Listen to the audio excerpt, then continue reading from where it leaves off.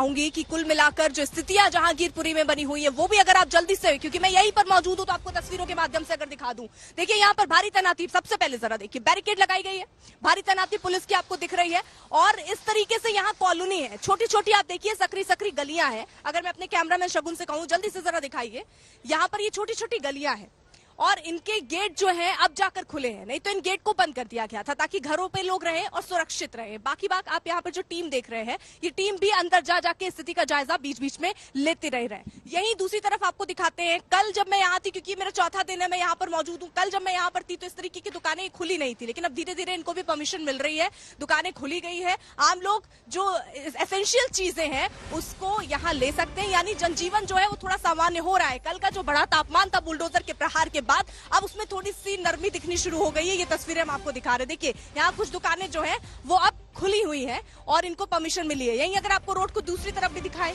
यहाँ देखिए कुछ तस्वीरें, यहाँ पर भी दुकानें जो है अब खुलवा दी गई हैं यहाँ पर, लेकिन पुलिस की तैनाती में आप कहीं कमी नहीं देखेंगी। यहाँ पुलिस देखिए भारी तैनाती यहाँ पुलिस वालों की दिख रही है, यहाँ पर भी 4 से 6 पुलिस वाले आपको दिख रहे हैं, ये भी बैठे हुए हैं। लेकिन जैसे मेडिकल की जो दुकानें हैं या जो टी स्टॉल है या ग्रोसरी की जो चीजें हैं, उन दुकानों को यहाँ पर खोला गया है ताकि लोग जो है वो आ सके और अपनी जरूरी चीजों को ले सके। लेकिन अगर आप बैरिकेड पर नजर डालेंगे तो यहाँ पर आपको आवाजाही यानी वाहन लेकर आप नहीं जा सकते, लेकिन पैदल अपनी जरूरतों का सामान आप लेकर यहाँ से जा सकते हैं। वहीं देखिए ये गेट आपको दिखाएं, इस पूरे इलाके में मैंने देखा हर जगह पर ऐसे ही गेट बने हुए हैं और इन गेटों के अंदर सकरा सकरा रास्ता अगर मैं आपको दिखाऊं, देखिए ये सकरे रास्ते हैं और आपको उधर भी एक गेट दिखेगा, ये सकरा रास्ता। अभी ये गेट देखिए यहाँ पर आपको खुला नजर आ रहा है और यहाँ चौकसी भी आपको नजर आ रही होगी, अब ये गेट खुला हुआ है। ऐसे ही जितने इलाके के गेट थे, देखिए कुछ गेट हैं जिनको देखिए बंद किया गया है, वहां पर वो गेट आपको बंद नजर आएंगे, उनको दूसरा रास्ता दिया गया है ताकि वो दूसरी जगह जा पाए। यानी जहां जहां पुलिस वालों की तैनाती है वहां पर देखिए लोगों के लिए रास्ता खोल दिया गया है, सुगम कर दिया गया है। बाकी देखिए दिल्ली पुलिस की ये गाड़ियां भी यहाँ पर खड़ी है और लगातार नजर इस पर बने हुए हैं।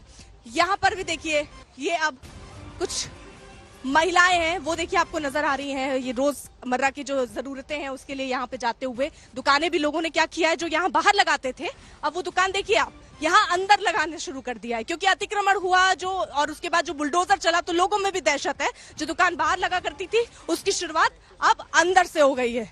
Neha, over to you. ठीक है, लौटूंगी मैं आपके पास। अर्पिता, सुशांत मेहरा मेरे सहयोगी जुड़ गए हैं, हिमांशु मिश्रा हमारे साथ जुड़ गए हैं, संजय शर्मा लगातार जुड़े हैं। संजय, ये कहा जा रहा है कि बीजेपी नेता की चिट्ठी पर कार्रवाई की गई, याचिकाकर्ता के वकील ने साफ किया कोर्ट पर कि कैसे एक चिट्ठी पर कार्रवाई हो सकती है।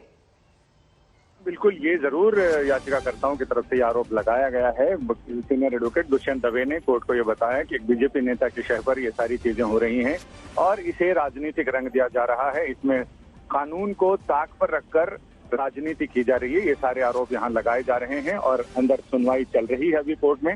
और अभी तो याचिकाकर्ताओं की तरफ से सीनियर एडवोकेट दुष्यंत दवे वही आर्ग्यूमेंट कर रहे हैं। इसके बाद सरकारी एजेंसियों का नंबर आएगा जिसमें सरकार की तरफ से सॉलिसिटर जनरल स्वयं मौजूद है वहाँ, और एमसीडी, दिल्ली पुलिस, ये तमाम जितने प्राधिकरण इसके दायरे में आते हैं जो इस कार्रवाई से जुड़े हैं, वो सब अपनी अपनी दलीलें, अपनी अपनी सफाई पेश करेंगे। मुआवजे को लेकर भी कुछ कहा गया?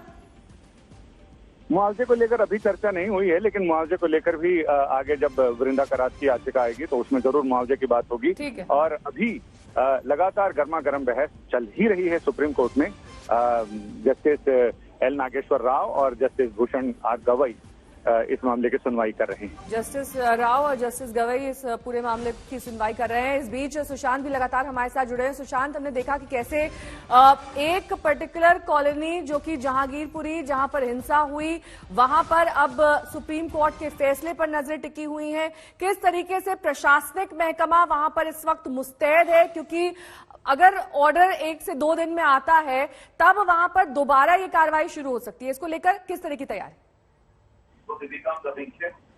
ठीक है सुशांत, आपको रोकना चाहूंगी मैं। संजय के पास कुछ जानकारी है। संजय, क्या अपडेट?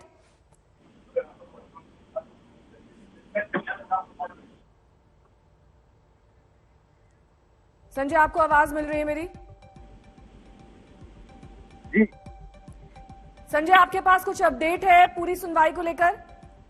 मेरे पास अपडेट ये कि याचिकाकर्ताओं की तरफ से अब कपिल सिब्बल दलीलें पेश कर रहे हैं और उनका ये कहना है कि इस इलाके में जहां बुलडोजर चलाए गए वहां कई कम्युनिटी के लोग रहते हैं, सिर्फ एक कम्युनिटी को टारगेट किया गया है, एक कम्युनिटी के धार्मिक स्थानों को टारगेट किया गया है। तो ये अपने आप में बहुत संवेदनशील मुद्दा है और अदालत को इस पर बहुत ही गंभीरतापूर्वक करना चाहिए और ये दलील रखना चाहते हैं कि सिर्फ एक समुदाय के खिलाफ टारगेटेड कार्रवाई क्यों की जा रही है, इसके बारे में सरकार और सरकारी एजेंसियों को ये बताना चाहिए।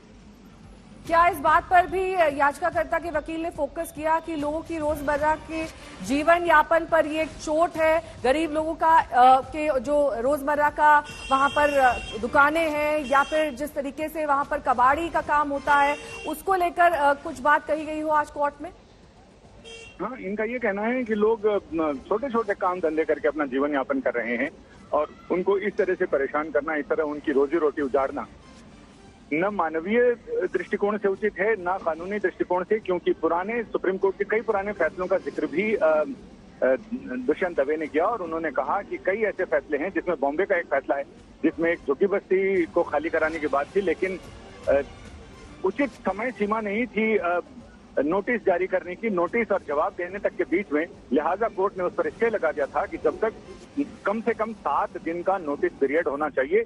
ये एक मिसाल दी गई, एक नजीर है हाईकोर्ट के ऑर्डर की। सुप्रीम कोर्ट ने भी अपने ऑर्डर में कई बार, पिछले कई ऑर्डर्स में ये कहा है कि किसी भी जगह के डेमोलिशन या कोई अवैध कब्जा है उसे खाली कराना है, किसी मकान मालिक को अपने किराएदार को खाली कराना, उसको नोटिस देना ही पड़ेगा।